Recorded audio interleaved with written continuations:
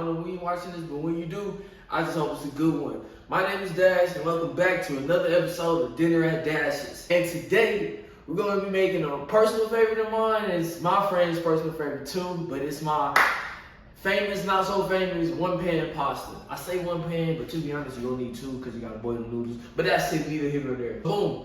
To give you the rundown of how this one-pan pasta works. Essentially, what you're going to need is a big pan. You're going to take all the ingredients that I have listed, or I'm going to list, and essentially you're going to throw them in one pan. You're going to let it cook in the pan, and then it's going to fill up at least a half a pan like this. Fill me up a half a pan like such, and this is going to feed me for a good, I say 4-5 days. As far as all the ingredients that I needed for today, it cost me about $85 to feed me for the next 4 days. Can't beat that, to be honest, because eating out these days, shoot, we went to Wingstop, you paid $30 for a 15 piece, crazy.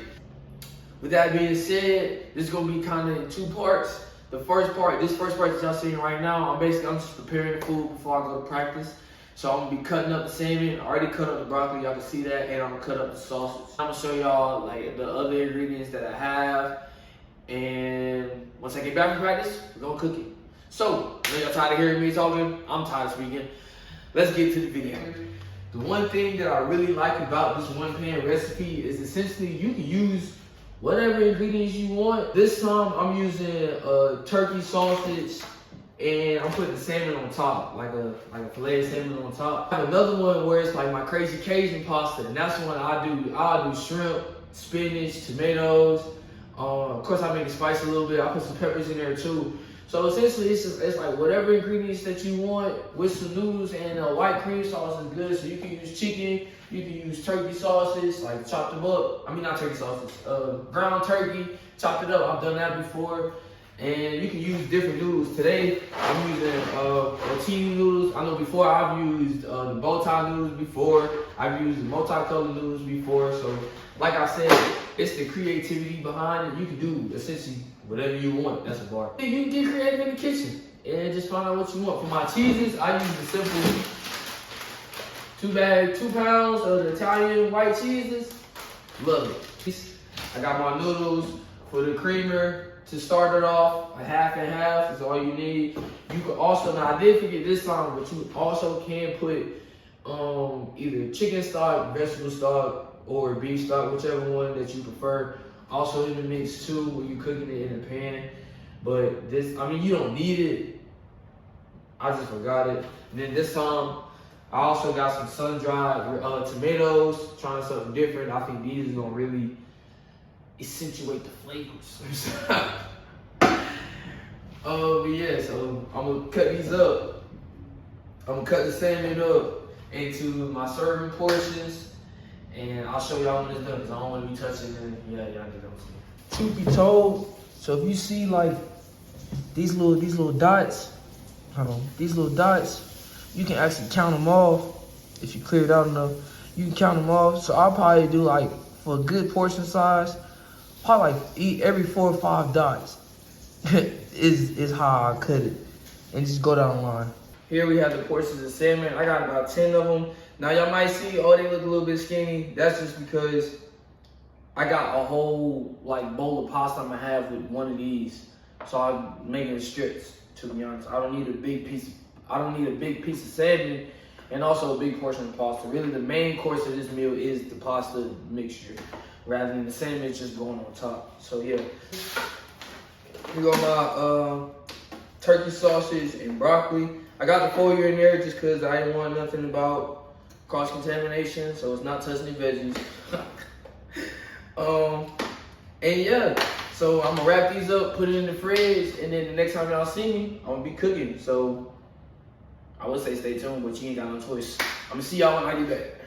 6 hours later.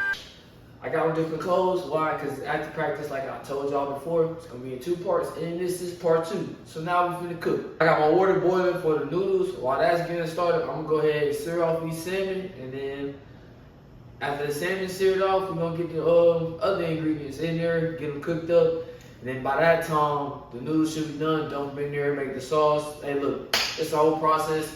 Y'all gonna see it. I know y'all tired of me talking again, so let's get into this food. You got the first batch in there. You're gonna let them sear for about like 2-3 minutes each side, but not that long, to be real.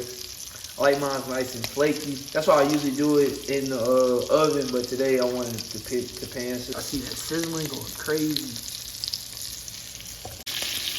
Yes, sir. Second batch in. I got my noodles in too.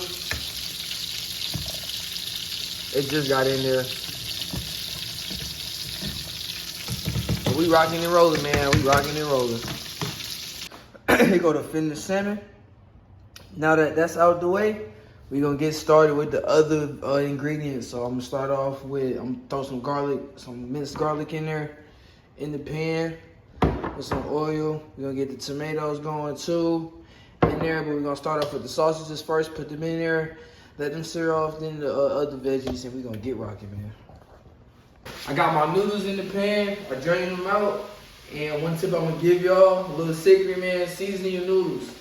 So take some olive oil and whatever seasons that you use to season the other ingredients with, season your noodles. I'm telling you, all your pasta dishes gonna come out 10 times better. That's a little tip from me to y'all. So, if you ever use it, bruh, I want my credit, man. I want my credit. It's like, no, but like, we're gonna season the noodles and we're gonna get right, man. So, boom, my sausage is done. I'm gonna go ahead and mix them in with the noodles now. And then next, I'm gonna get the veggies and stuff going, and we're gonna mix it all together, man. Broccoli in there, I got some garlic in there, I got some green onions in there too. I'm gonna throw the tomatoes in there next, man.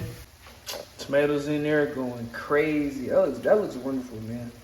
Looks wonderful. So all of this, I'm gonna make this like the base of my sauce type. Like once this get done, I'm making my sauce out of this.